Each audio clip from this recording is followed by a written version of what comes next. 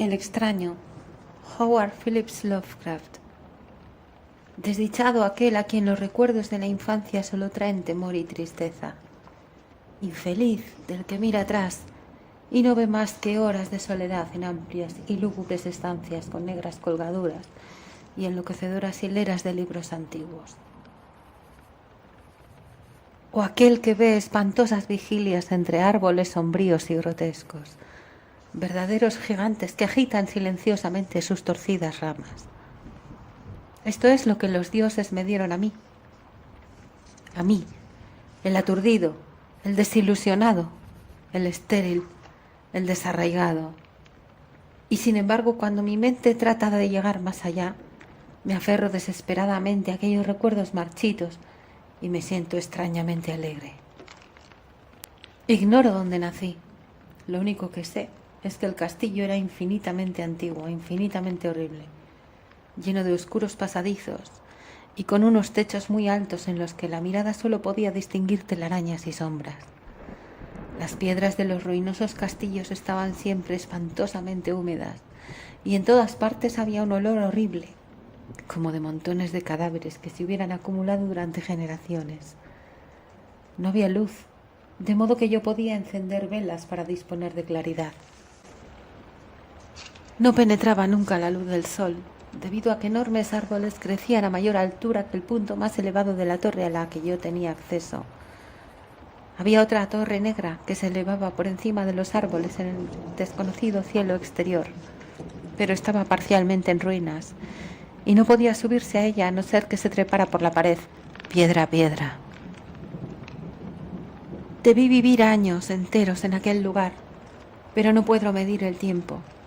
Alguien debió preocuparse de atender a mis necesidades, aunque no recuerdo a ninguna persona excepto a mí mismo, ni a ningún ser viviente aparte de las silenciosas arañas, ratas y murciélagos. Creo que quien me alimentó debió ser alguien sorprendentemente viejo, ya que mi primera idea de una persona viva fue la de una burlona réplica de mí mismo, aunque retorcida, encogida y vieja como el castillo. Para mí no había nada de grotesco en los huesos y esqueletos que llenaban algunas de las tumbas de piedra excavadas en la parte más honda del castillo, entre sus cimientos.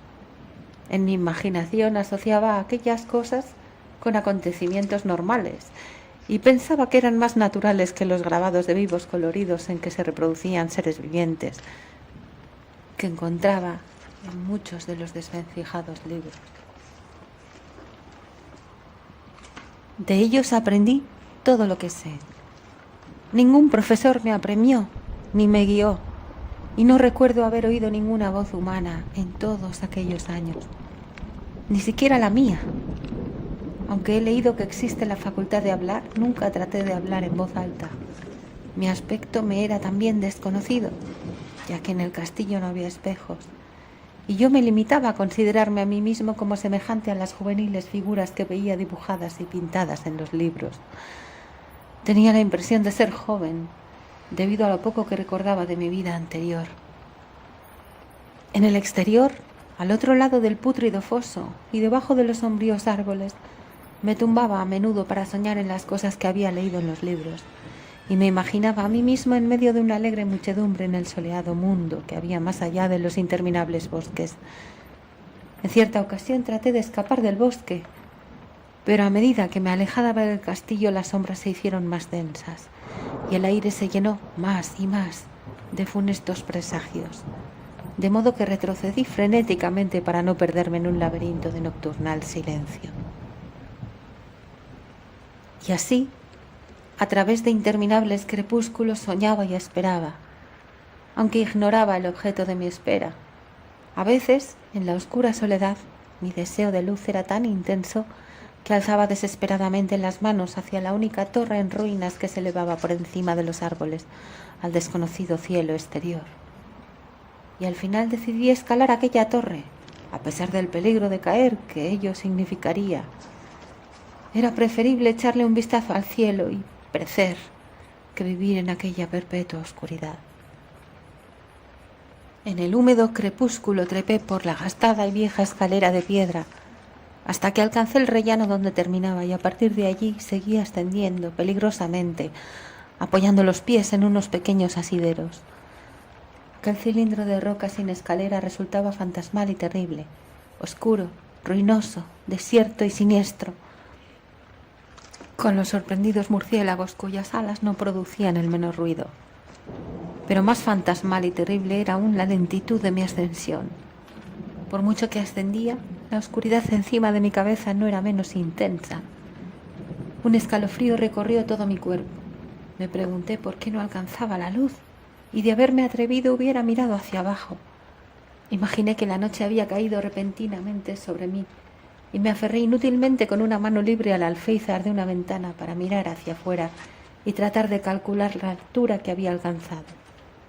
De pronto, tras una interminable, pavorosa y ciega ascensión por aquel cóncavo precipicio, noté que mi cabeza tocaba una cosa sólida y supe que había llegado al techo o al menos a alguna clase de suelo. En la oscuridad alcé mi mano libre, palpé el obstáculo y comprobé que era de piedra e inamovible.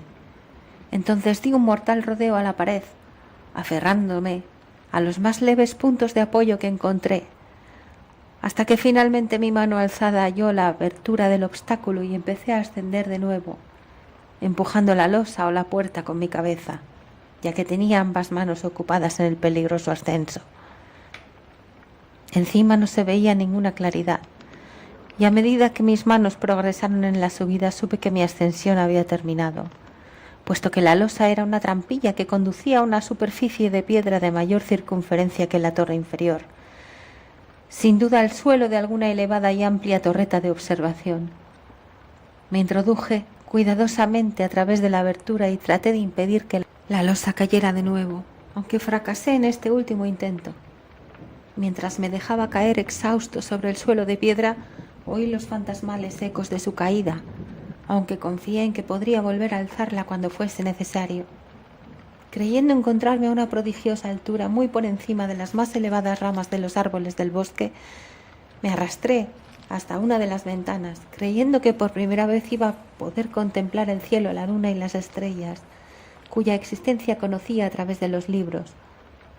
Sin embargo, mi decepción fue mayúscula, ya que todo lo que vi fueron unas amplias estanterías de mármol que sostenían unas odiosas cajas oblongas de tamaño inquietante. Me pregunté qué espantosos secretos encerraba aquella estancia, edificada a tal altura. Luego, inesperadamente, mis manos se posaron en el umbral de una puerta toda de piedra, labrada con extraños dibujos. La empujé y descubrí que estaba cerrada. Pero haciendo un esfuerzo sobrehumano conseguí abrirla. En cuanto quedó abierta, caí en el más puro de los éxtasis que había conocido, ya que brillando apaciblemente a través de una adornada verja de hierro y encima de un corto pasadizo de escalones de piedra que ascendía desde la recién descubierta puerta, vi la radiante luna llena, la cual no había visto hasta entonces más que en sueños y en vagas visiones que no me atrevo a llamar recuerdos. Imaginando ahora que había alcanzado la verdadera cima del castillo, empecé a trepar por los escalones que había detrás de la puerta. Pero la luna quedó repentinamente velada por una nube. Tropecé y me vi obligado a continuar mi ascenso más lentamente en la oscuridad. Era todavía muy oscuro cuando llegué a la verja, la cual empujé cuidadosamente para descubrir que estaba abierta, aunque no la abrí por miedo a caer desde la impresionante altura a la que había trepado. En aquel momento volvió a salir la luna. La más diabólica de todas las impresiones es la que procede de lo abismalmente inesperado y grotescamente increíble. Nada de lo que había dejado atrás podía compararse en terror con lo que ahora vi, con las extrañas maravillas que el espectáculo ofrecía. El espectáculo en sí era tan sencillo como asombroso, ya que era simplemente esto. En vez de una perspectiva de copas de árboles contemplados desde una elevada eminencia, detrás de la verja había ni más ni menos que el sólido suelo, sembrado de losas y de columnas de mármol oscurecido por la sombra de una antigua iglesia de piedra, cuyo ruinoso campanario brillaba espectralmente a la luz de la luna. Medio inconsciente abrí la verja y avancé unos pasos por el sendero de blanca grava que corría en dos direcciones. Mi cerebro sumido en un verdadero caos, seguía aferrado a su frenético deseo de luz, y ni siquiera la fantástica maravilla que acababa de presenciar pudo detener mis pasos. No sabía, ni me importaba, si lo que estaba sucediendo era locura, sueño o magia. Estaba decidido a contemplar la claridad y la alegría a toda costa.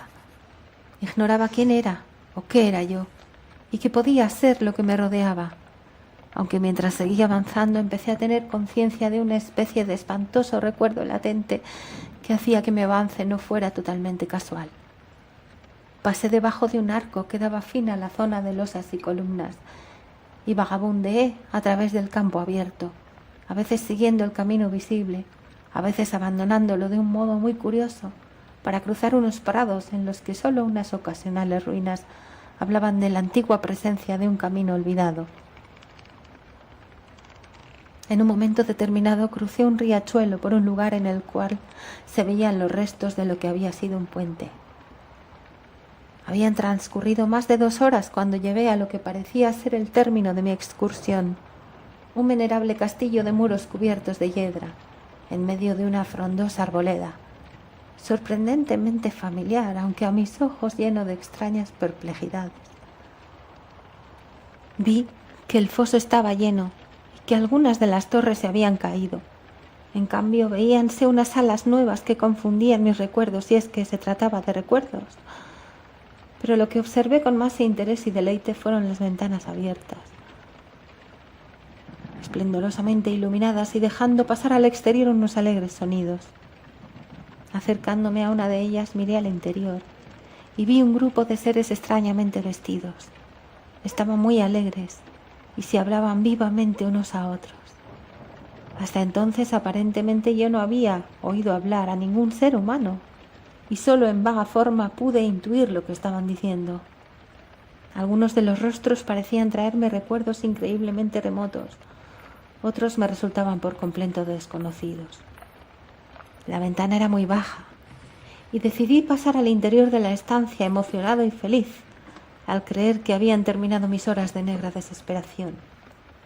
Pero entonces empezó la verdadera pesadilla, ya que en el momento en que entré en la estancia se produjeron las más espantosas manifestaciones de terror que jamás imaginarse pudieran. Mi presencia provocó en los reunidos un repentino e irrefrenable miedo, desencajando todos los rostros y haciendo surgir los más horribles gritos de casi todas las gargantas. La huida fue general, una huida precipitada, en tropel. Muchos se habían cubierto los ojos con las manos, y en su afán por escapar tropezaron ciegamente contra muebles y paredes antes de conseguir llegar a alguna de las numerosas puertas. Los gritos resultaban impresionantes, y mientras estaba de pie en el centro de la iluminada estancia, solo e intrigado, escuchando los pasos precipitados de los que tan misteriosamente acababan de huir, temblé al pensar en lo que les había aterrorizado y que yo no había sido capaz de ver. A simple vista la estancia parecía desierta, pero cuando avancé hacia una de las alcobas creí detectar una presencia allí. Tuve la impresión de que algo se movía detrás del arco dorado que conducía a otra estancia similar. A medida que me acercaba al arco, aquella presencia se hizo más clara, y luego, con el primero y último de los sonidos pronunciados por mí, un aullido que me impresionó casi tan profundamente como la visión que lo causaba, me encontré delante de la inconcebible, indescriptible y espantosa monstruosidad, cuya aparición había convertido a un grupo de alegres contertulios en un rebaño de delirantes fugitivos. No puedo describir su aspecto, ya que estaba compuesto de todo lo que es sucio, desagradable, detestable y anormal. Era una fantasmagórica mezcla de putrefacción, vejez y descomposición, la pútrida imagen de una malsana revelación, la espantosa representación de o que la piadosa tierra debe ocultar para siempre. Dios sabe que no era de este mundo, hacía muchísimo tiempo que no era de este mundo, pero noté horrorizado que su aspecto general recordaba la forma de un cuerpo humano. Quedé casi paralizado y ni siquiera tuve fuerzas para huir, como habían hecho los demás. La visión de aquel monstruo me había sumido en una especie de hechizo. Mis ojos no se apartaban de aquellas cuencas vacías que se negaban a cerrarse. Traté de alzar la mano para interponerla entre mis ojos y la monstruosa visión, pero estaba tan pasmado que mis nervios no consiguieron hacer obedecer del todo a mi brazo. La tentativa, sin embargo, bastó para hacerme perder el equilibrio, hasta el punto de que tuve que avanzar unos pasos, tambaleándome, para no caer. Y mientras avanzaba me di cuenta con creciente horror de que la cosa se acercaba más a mí, respirando de un modo espantoso. Me pareció oír el sibilante sonido de su respiración. Enloquecido, encontré las fuerzas necesarias para alzar una mano, protegiéndome contra la horrible aparición, y en un cataclismológico segundo de pesadilla cósmica mis dedos tocaron la putrefacta garra del monstruo, detrás del arco dorado. Y en aquel mismo instante algo pareció desgarrarse en mi cerebro y me sentí inundado por una avalancha de recuerdos. En aquel terrible segundo supe todo lo que había sido. Recordé el otro lado del terrible castillo y de los árboles, y reconocí el ahora modificado edificio en el cual me encontraba, y lo más terrible de todo, reconocí la impía abominación que estaba mirando fijamente mientras yo apartaba con precipitación mis manchados dedos de los suyos. Pero en el cosmos, del mismo modo que existe la amargura, existe también el bálsamo, y este bálsamo es el nepente. En el supremo horror de aquel espantoso segundo, olvidé lo que me había horrorizado, y la avalancha de negros recuerdos se desvaneció en un caos de reverberantes imágenes. Como en un sueño, huí de aquel lugar maldito y corrí silenciosa y rápidamente a la luz de la luna. Cuando estuve de regreso en el lugar donde se alzaban las losas y las columnas de mármol, me di cuenta de que no me era posible abrir la trampilla de piedra, pero no lo lamenté, ya que había llegado a odiar el castillo y los árboles que lo rodeaban. Ahora cabalgo con los burlones y amigables vampiros en el viento nocturno, y de día juego entre las catacumbas de Nefrenka, en los ocultos y desconocidos valles de Hadok, en el Nilo. Sé que la luz no es para mí, excepto la de la luna sobre las tumbas de roca de Neb, y sé que no puedo aspirar a ninguna diversión, aparte de los festejos que Nitocris celebra detrás de la gran pirámide. Pero en mi nueva salvatiquez y libertad casi doy la bienvenida a la amargura de ser un extraño, ya que a pesar de que el nepente me ha tranquilizado siempre, sé que soy un extraño en este siglo y entre aquellos seres que todavía son hombres. Lo he sabido desde que alargué mis dedos hacia la abominación que se encontraba detrás de aquel arco dorado, desde que alargué mis dedos y toqué una fría y firme superficie de pulido cristal.